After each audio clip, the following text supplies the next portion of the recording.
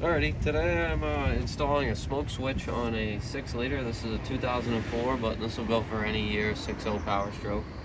I already unplugged the VGT solenoid. It just goes right under here into your VGT. This little metal clip just folds up, then you can pull it out.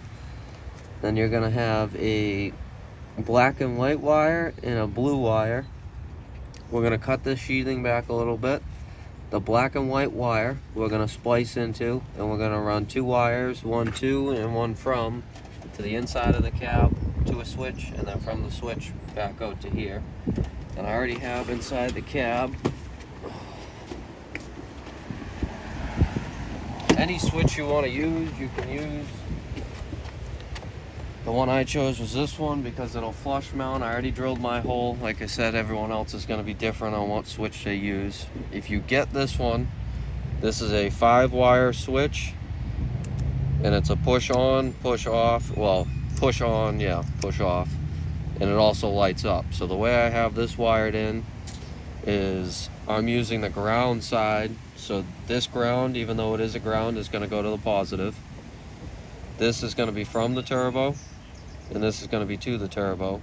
And then these 2 wires are your common and the wire for the LED light, so it'll turn on when it's on switched off, so that the smoke switch is working. So I'm going to get my wires ran inside the cab here. Once I get the wires ran in from out there to in here, then I'll bring it back. I'll show you how I wire this up, and then button up underneath the hood, and then we'll go from there once it's installed. Alrighty, so I got my wires cut back here. The blue one's still intact, and then the black and the white one is cut here and then cut here. And I've got some heat shrink, and I spliced a connector on here. And then this is the wire that will go to the switch. And I have another connector here, so this is a quick connect. So whenever I need to pull my turbo back out, because this is going to run up here and run down here and into the cab, I can easily connect them and then disconnect them. And the other thing that I'm going to do is this side, I have the male on this end and I have the female on this end. When I go to do this end, I'm going to put the male on this end and the female on this end, so you can't cross them once it's together. Alrighty, now that I got my wiring in here, I got both the quick connects here so they can come unplugged whenever I need to pull the turbo out. And then I have them run all wrapped up in electrical tape. Make sure it's free behind the degas bottle.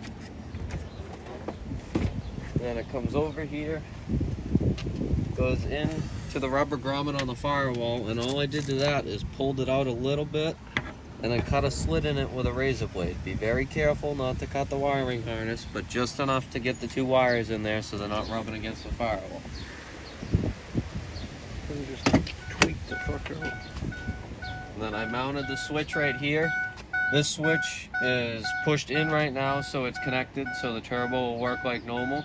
When you push it out and disconnect it, the light comes on, which lets you know the turbo is not connected and it's going to smoke more, or the turbo won't whistle, which we're going for, so it's a little quieter at night.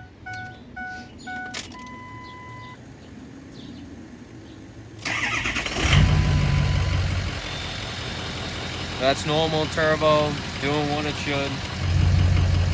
No vanes, or open all the way. Working like it should.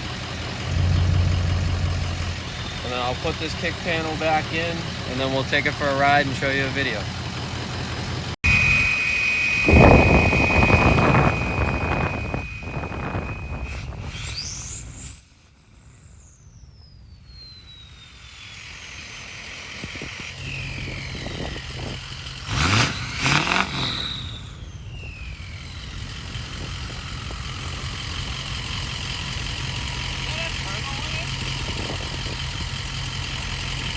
What?